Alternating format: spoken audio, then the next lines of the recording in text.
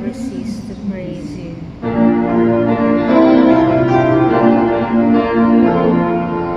Glory and praise to you, Lord Jesus Christ, King of endless glory.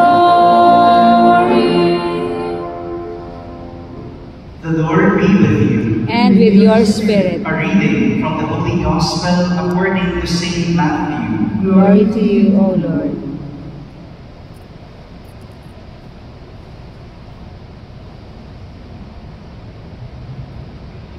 Jacob was the father of Joseph, the husband of Mary.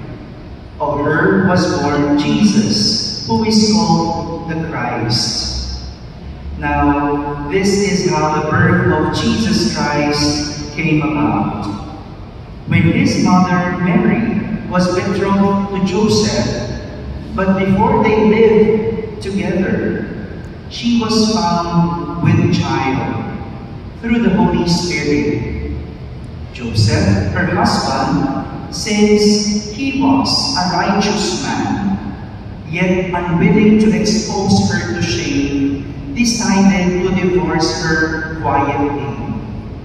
Such was his intention when, behold, the angel of the Lord appeared to him in a dream and said, Joseph, son of David, do not be afraid to take Mary, your wife, into your home. For it is through the Holy Spirit that this child has been conceived in her. She will bear a son, and you are to name him Jesus, because he will save his people from their sins. When Joseph awoke, he did as the angel of the Lord had commanded him, and took his wife into his home.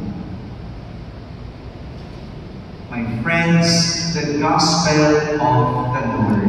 Praise to you, Lord Jesus Christ. Good afternoon, my dear brothers and sisters. Good afternoon, Father. Today we celebrate the feast day of Saint Joseph, the husband of Mama Mary. Very little we know about Saint Joseph, because most of the time, whenever we hear the story of Saint Joseph in the Bible, it doesn't speak at all. Wala siyang dialogue. That's why we learn so little about Saint Joseph. But in our Gospel today, Saint Matthew described Saint Joseph in one word. He described Saint Joseph as a righteous man, isang matuwid na lalaki. This is how Saint Matthew describes Saint Joseph, a righteous man. Two things that Saint Joseph did and showed how he is a righteous man. First, Saint Joseph followed or obeyed the law. Sumunod sa batas. Saint Joseph, though engaged to Mary, engaged na sila, they're not yet married. So technically, they're not yet husband and wives. Husband and wife, hindi pa. They're only engaged. And when we learn that Mary was already pregnant, he decided to divorce Mary. Hiwalayan si Maria. Why? Because Saint Joseph knows that Mary is not for him anymore. Hindi na sa kanya. Kasi during that time, kapag ang isang babae buntis, alam na siya ay may asawa. Nandito ba kayo? Kasi it's different nowadays, di ba? Pag ang babae buntis, pwede rin dito sa panahon natin, walang asawa. Hello? Am I right?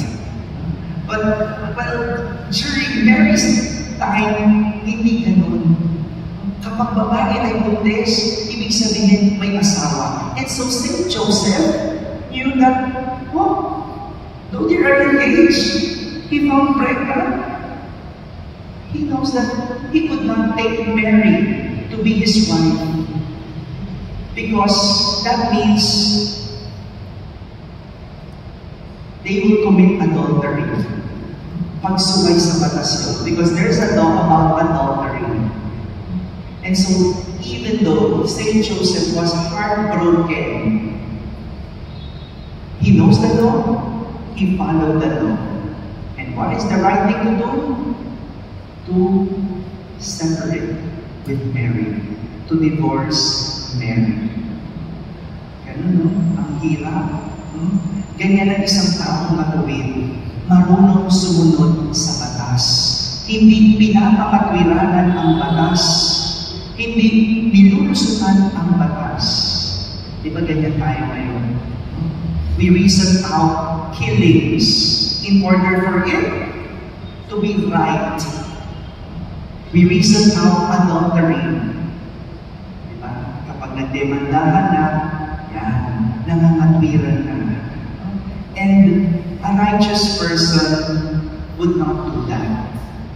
Because a righteous person knows what's right, and that is to obey the law. Saint Joseph, though heartbroken, knows what is right, and that is to follow the law. Second, Saint Joseph was a righteous person because he followed and obeyed God. When he learned that Mary was pregnant because of the Holy Spirit, not because of any man, he obeyed what the angel of the Lord said. What did the angel of the Lord say? Do not be afraid to take Mary as your wife. Siguro iba lang yun. Sasabihin, are you crazy? How sure are you that is the Lord? How sure are you that is God talking to you?